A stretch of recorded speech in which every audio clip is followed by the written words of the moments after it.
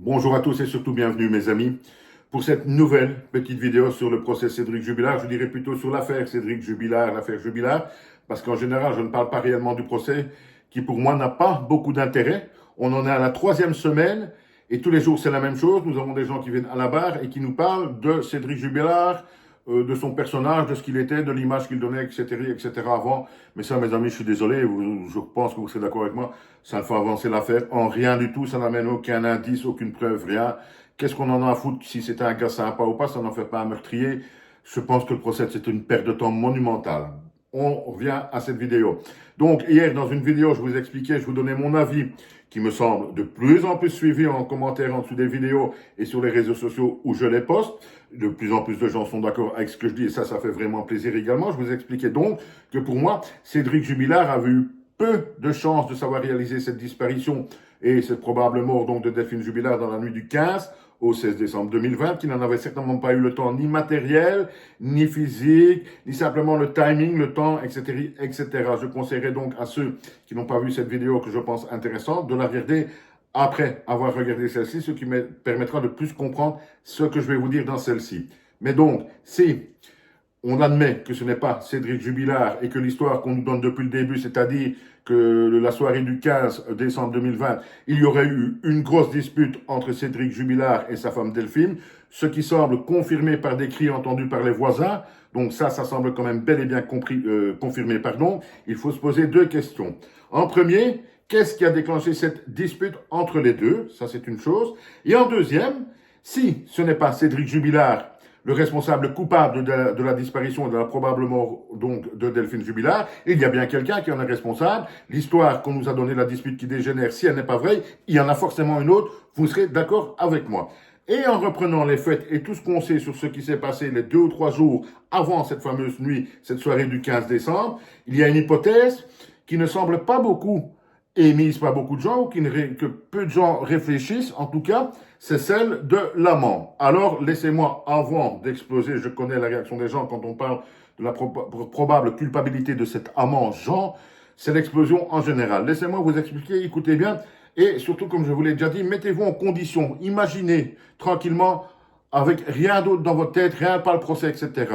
2 jours avant la disparition de Delphine Jubilard dans la nuit du 15 au 16 décembre 2020, la femme de cet amant apprend que son mari ou son compagnon, je ne sais pas s'ils étaient vraiment mariés, a une liaison donc avec cette Delphine Jubilard qu'elle ne connaît pas forcément. Vous vous rendez bien compte qu'à Montauban, quand la femme l'apprend, je pense que c'est en lisant des SMS, etc., c'est l'explosion.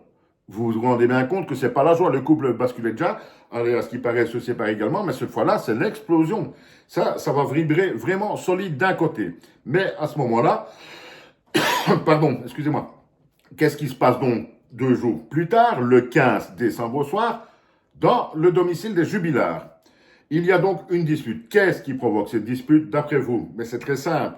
Il est fort probable que donc l'amant de Delphine Jubilard qui voit son couple exploser, qui n'a plus aucune issue dans son couple, lui propose un rendez-vous. Il se dit cette fois-ci, c'est bon, je peux partir. Delphine Jubilard, d'après ce qu'on sait, lui donne vraiment l'impression d'avoir envie de lui, etc. Le gars, il y croit et il lui donne un rendez-vous. Le rendez-vous, on va dire, est fixé tard le 15 ou dans le début de la nuit du 16. Qu'est-ce qui se passe à ce moment-là, le 15, chez les Jubilards? Ben, le 15 dans la soirée, Delphine, elle se prépare. C'est logique, elle va avoir un rendez-vous amoureux, dirons-nous. Elle se prépare, elle se fait belle, elle se maquille, etc. C'est ce que toutes les femmes font et c'est tout à fait logique. Imaginons que Cédric découvre ça. Son couple bat déjà de l'aile aussi quelque peu, dirons-nous. Il voit, il comprend ce qui se passe et c'est l'explosion, d'où la dispute dont on parle. Nous sommes bien d'accord là-dessus. Mais si, après cette dispute, et si ce n'est pas lui, le responsable donc de la disparition de Delphine Jubilard, ça ne sait plus être qu'une autre personne. Ça ne sait plus être que l'amant qui a rendez-vous avec Delphine cette nuit-là. Ça me paraît de plus en plus évident. Qu'est-ce qui peut se passer pour que ce soit l'amant qui mette donc fin à la vie de Delphine Jubilard? Eh bien, imaginons que Delphine Jubilard, qui était tout sauf une sainte, faut pas oublier quand même qu'elle avait toujours des relations intimes avec son mari.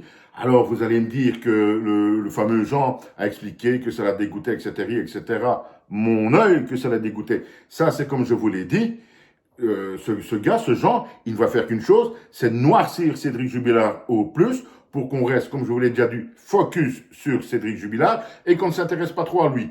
Mais je pense que la justice va tout doucement s'intéresser à ce gars-là. Et donc, le voilà en route vers Delphine Jubilard. Il se rencontre donc la nuit.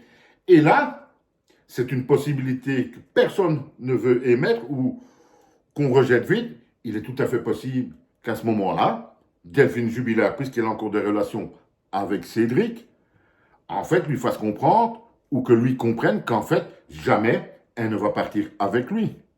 Son couple explose d'un côté et il se rend compte que Delphine Jubilard a quelque peu joué avec ses pieds, joué avec ses sentiments et qu'en fait, ce gars ne l'intéressait que pour les relations intimes, dirons-nous. De là, une dispute peut très bien démarrer, mais une dispute quand vous êtes d'un côté dans l'explosion de votre couple à cause de Delphine Jubilard et que là, tout d'un coup, vous vous rendez compte que quelque part, elle a joué avec vos pieds, ça peut aller loin, ça peut dégénérer jusqu'au meurtre. Je suis désolé, c'est une possibilité que personne ne semble vouloir accepter. Déjà, quand on parle que ce Jean est coupable, c'est déjà l'explosion et les insultes. Mais je pense que cette histoire est tout à fait possible. Je ne sais pas ce que vous en pensez, dites-le moi. Mais imaginez une fois ce gars, chez lui, l'explosion dans son couple, à cause de sa relation, il est en tort d'accord avec Delphine Jubilard. Il décide de la rencontrer. Il est plein d'espoir, le gars. Faut pas oublier, il est plein d'espoir. Ça fait des semaines ou des mois qu'elle lui fait croire que c'est bon, elle va quitter Cédric Jubilard pour partir avec lui définitivement. Là, c'est bon, de son côté, les livres, son couple vient d'exploser. Et d'un autre côté, il y a une femme qui a quand même malgré tout encore des relations intimes avec un gars qui soi-disant lui fait honte, etc., etc., depuis des mois. Ce qui ne tient pas la route non plus, vous me direz. Et donc, comment auriez-vous pris cette chose-là si vous êtes à la place de ce genre? Il y a moyen de péter un câble, hein. Je ne dis pas que c'est un meurtrier en puissance, mais il y a moyen de solidement péter un câble et d'en arriver à une extrémité et de malheureusement tuer cette pauvre femme, cette pauvre Delphine. Je pense que ça, c'est une hypothèse qui est loin d'être farfelue, vous savez, vraiment loin. Parce qu'à part ça, comme je vous l'ai expliqué, allez écouter la vidéo, Cédric Jubilard, non, il n'a pas eu le temps de faire disparaître le corps, il devait prendre trop de risques avec ses enfants, je vous l'ai expliqué hier, si on était en plein hiver, s'il n'a déjà pas prévu un endroit, on ne sait pas creuser, le sol est dur comme du béton. Mais cette hypothèse de l'amant, je vais même dire presque éconduit, ou qui comprend qu'en fait, Delphine Jubilard ne s'intéressait à lui que pour une chose, les relations intimes, qui y croyait, qui au dernier moment, ou au moment où ça devrait arriver, voit qu'on joue avec ses pieds. Je pense qu'il y a le moyen, et pas mal d'hommes auraient explosé, surtout que son couple à lui venait d'exploser. Regardez une deuxième fois la vidéo, tranquillement, réfléchissez à ce que je viens de vous dire, même si c'était un peu confus, je pense, mais je pense que cette possibilité est tout, mais alors absolument tout sauf idiote. Merci en tout cas de regarder la vidéo, et à très bientôt mes amis.